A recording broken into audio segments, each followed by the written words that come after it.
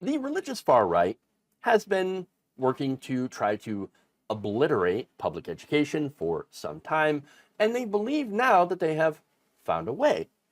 According to a recent report in the Washington Post, Michael Farris, an evangelical lawyer who had started the so-called parents' rights movement back in the 1980s, has been recently encouraging parents to file lawsuits against public schools, accusing them of indoctrination. So the type of indoctrination they're talking about, teaching factual information about, for example, history of racism, or teaching that LGBTQ plus people actually exist. Oh my God, wow, indoctrination. Now, Farris has had a long history of, trying to prove so-called indoctrination in schools. He began his career representing Christian homeschoolers who claimed that school readings of, get this, Rumpelstiltskin, The Wonderful Wizard of Oz, and other materials undermined their religious beliefs. So back before the right was beating up on genderqueer, they were beating up on Rumpelstiltskin. Oh, that undermines our religious beliefs, that Rumpelstiltskin. Hilarious. Look, if your religious beliefs are so fragile that an obvious fantastical book undermines them, then, well, it's not about that, though. Let's be honest. It's not about that. It's about, of course, destroying public education, because Michael Farris is probably getting paid by billionaires, who have either ideologically or, let's be honest, probably more money-related reasons to want to get rid of public education. All right, so now, Farris, by the way, Farris has gotten a lot of money. Farris has served as president and chief executive of the Alliance Defending Freedom from 2017 to 2022. So that's a very big anti-LGBTQ group.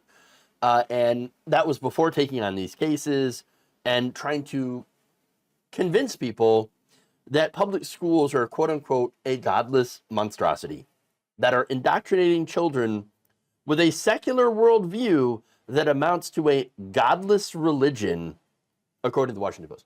All of that is contradictory nonsense. It is gobbledygook. It's nonsense. It's total nonsense. For one, secularism is not a religion. It's literally the opposite of a religion. Anything that is not religious and is by nature secular, is by definition secular. And by the way, secularism is written into our government. It's the principle of separation of church and state. It is in the First Amendment, is the establishment clause. You should not establish a religion. What does that mean?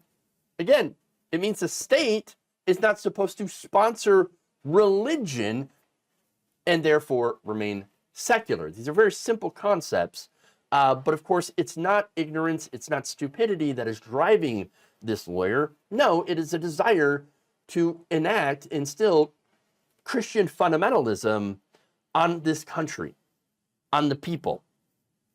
Now, the report goes into Farris's plan to, again, attack public education, which was captured in a private July 2021 call with members of a Christian millionaires group called Ziklag. Ziklag's members want to expand Christian influence over U.S. culture and government, basically meaning we're going to take over and we're going to impose our morality on everyone else.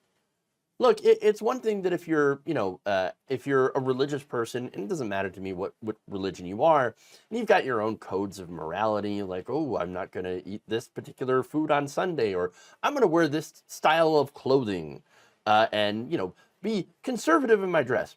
All power to you. I don't care. Like, that doesn't affect me. That doesn't even have any impact on my life. I don't care. I don't care what you do. But when you start telling me that I can't do particular things, that I can't eat a certain thing on a certain day, well, that infringes on my freedom. And I have a problem with that.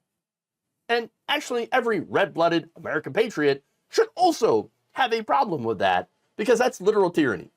And that's what they're trying to bring you here is, again, Christian fundamentalist tyranny. Imagine the outrage if it were substitute Christian with Muslim.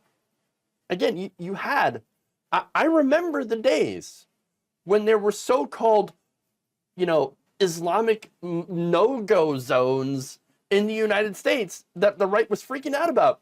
I think it was Kansas or something, Kansas, Kentucky, one of those states. I was like, you know what we're going to do? We're going to ban Sharia law. And now, ironically, or maybe not, they're trying to institute their own Sharia law. But this time it's Christian fundamentalists.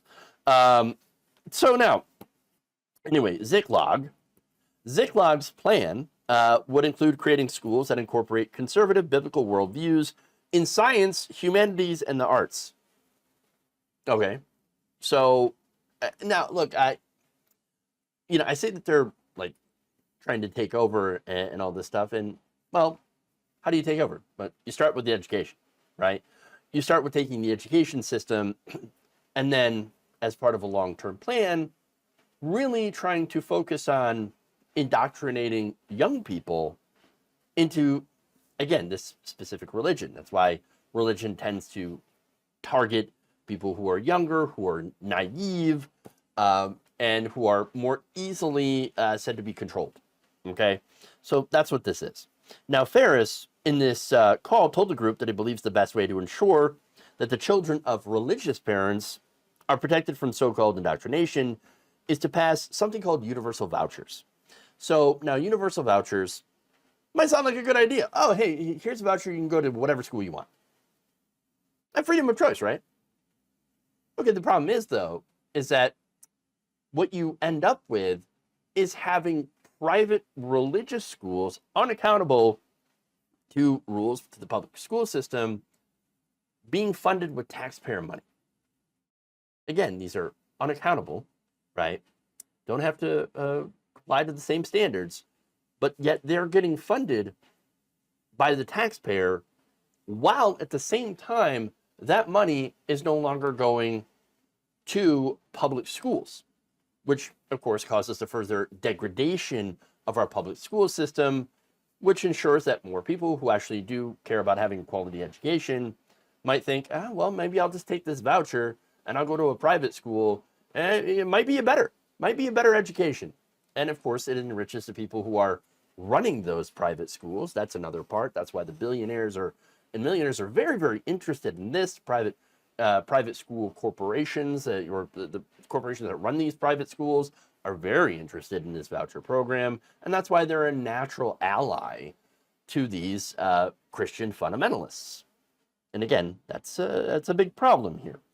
So now, these private schools, again, have been traditionally allowed to discriminate on the basis of their religion, and of course against LGBTQ plus people. There's one state that has already done this. Now, the problem, of course, the other problem, the legal problem here, the constitutional problem here, is once again, you have the Establishment Clause, the First Amendment, which says that you can't have public money going to these private religious institutions, because that is basically an endorsement of that religion. Now, that's the thing, though. The constitutional challenge happens to be their ultimate goal. Getting a case in front of this very conservative Supreme Court, which, could lead to the redirection of billions of dollars in taxpayer funds to private religious institutions and homeschools, that is their goal. And considering the current conservative majority of the Supreme Court, thanks to the election of Donald Trump, some worry that Farris, the ADF, and other anti-public school advocates could succeed.